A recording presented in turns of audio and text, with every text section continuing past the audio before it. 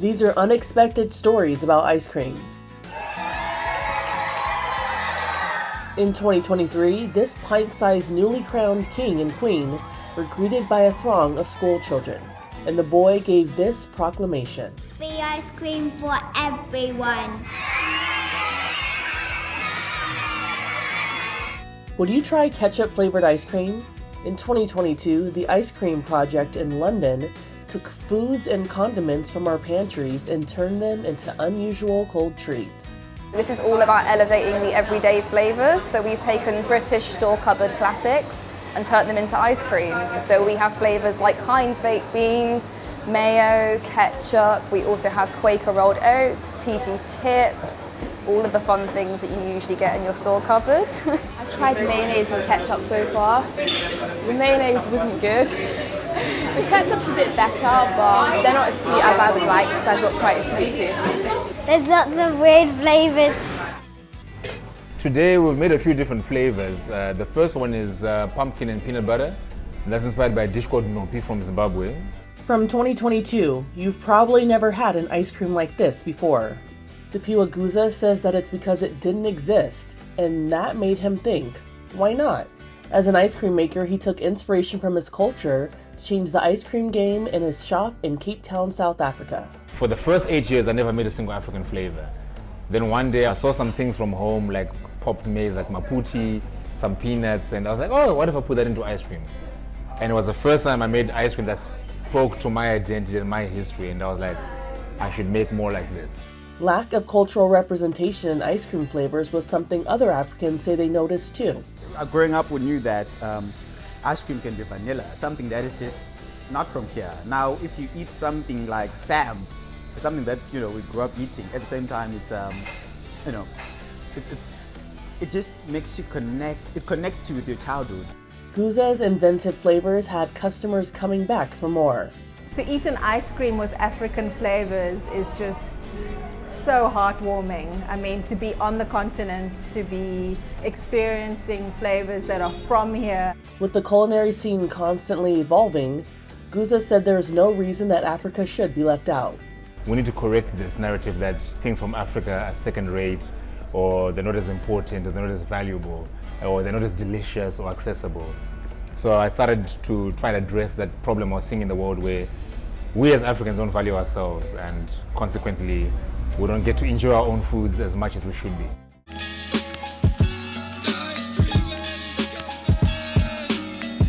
In 2020, rapper RZA teamed up with Good Humor to revamp the ice cream truck jingle. Turkey in the Straw was a popular folk song in the early 1800s.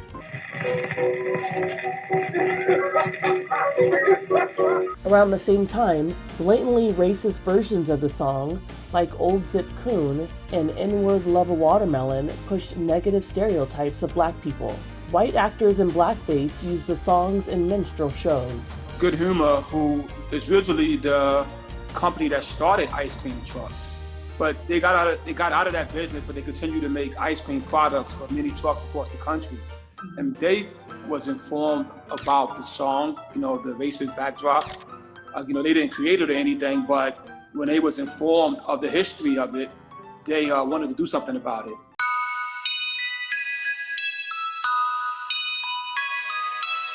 And so they reached out to me and was more like, let's be proactive. And said, would I be interested in creating a new jingle to replace that negative energy of the old jingle? And I was like, sure. Anytime that we could get an opportunity to replace something negative with something positive, I'm all in for that. And so when I sat down to compose the melody and the theme for what I was bringing, I just kept thinking about 3 statements. One was, it's good for me, it's good for you, it's good for us. Therefore, it's good. And I just kept keeping that in my head. And I think it came out to be something when you hear it, it feels like an ice cream truck, but then you still hear that there's only good spirits in what I created. A new ice cream truck jingle will be made available to trucks all across the country in perpetuity. That means forever, you know what I mean? Like Wu-Tang's forever. In 2022, Inflation threatened to drive ice cream trucks off the road. It's just not worth it for me to have a truck out there all day long, sitting there, hoping and praying to make money. That's basically what it is at this point. Andrew Mashosha, owner of Andy's Italian Icy in New York, put the brakes on his ice cream truck because of rising costs. Diesel was $7 a gallon in some states. Vanilla ice cream was $13 a gallon. Even the cost of sprinkles doubled to $60 a box. And then there's sugar. We used to pay $60 a bag for this. This is now at $67 a bag. In Los Angeles, ice cream truck owner Mike Misantry struggled to keep his fleet of 5 ice cream trucks running. I was spending about $30,000 a year in gas, and now I'm up to about $60,000 or $70,000. Even the North American Ice Cream Association says the ice cream truck unfortunately is becoming a thing of the past. It makes me angry, but what could I do about it? This was taken out of the freezer 24 hours ago. In May of 2024, social media exploded with shock reaction over ice cream that doesn't thaw. The ice cream does not melt. This is a butter pecan drumstick. People were doing everything imaginable to get drumsticks to melt. A 350-degree oven for the past 15 minutes. We conducted a test of our own. That's a regular ice cream cone, and that's a drumstick. After 4 hours under hot camera lights, the ice cream cone melted completely, and the drumstick merely fell apart. Turns out, drumsticks are not really ice cream. They're technically a frozen dairy dessert. Les Trent has more. Frozen dairy desserts of any and all types, like drumsticks, can be made without cow's milk or maybe made from other additional ingredients. So we can assume then that it's the additional ingredients that are preventing this from melting quickly. Exactly. Dietitian Jacqueline London says drumsticks have binding ingredients that include cellulose gum to keep them from melting. Tastes like ice cream. Just because you live in a totalitarian state that's almost completely isolated from the rest of the world doesn't mean you can't have ice cream. Or so goes the party line from North Korea. In 2022, the Hermit Kingdom State News Agenda touted a new ice cream factory in the capital city of Pyongyang.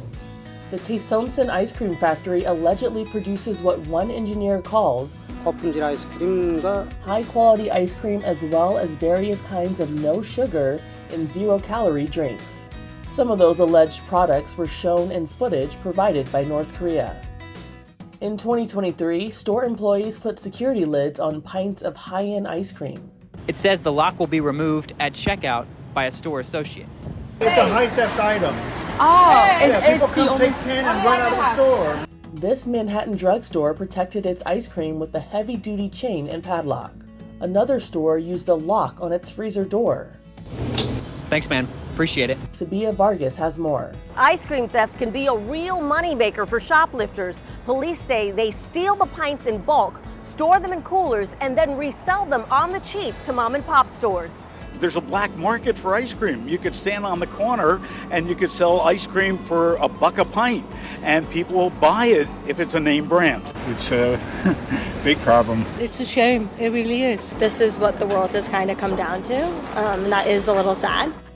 In 2023, this Guilty Flavors art installation challenged people to think about our culinary future as well as the worsening problem of plastic pollution. It was created by Italian artist and designer Eleonora Ortolani, who says she was inspired by the dual crisis of global hunger and pollution exacerbated by failing recycling systems. Guilty Flavors is currently locked away in a London freezer, and it's unlikely plastic ice cream would be in stores anytime soon. But the world problems of pollution and hunger already are. In 2019, a 250-pound bear was found rummaging through a Truckee, California family's refrigerator. The bear examined his options and found an ice cream container. We just heard Tupperware being opened really aggressively, and I was pretty sure my mom and cousin were asleep. Hayes Sherman and Bobby Hart were watching TV down the hall when they heard the commotion. The bear then wandered to the TV room, and the teens got the scare of their lives. That was the scariest part, just being on one side of the door and knowing that there's a bear trying to get in on the other. We had to hold it shut while the bear was banging on the other side. Hayes used his smartwatch to warn his mother, who was upstairs, and called 911. I said to Siri on my watch, call mom. I was like, Mom, there's a bear in the house. The scariest part is being a mother of 2 children upstairs and not able to get to them. There we go. Minutes later, a sheriff's deputy kicked open the door and used a tranquilizer gun to subdue the bear. Yeah, peace out. You're good to come down. I'm very proud they were Grace under fire, and we also learned that next time we won't leave any doors open. All that for a taste of ice cream. For Inside Edition Digital, I'm Andrea Swindle.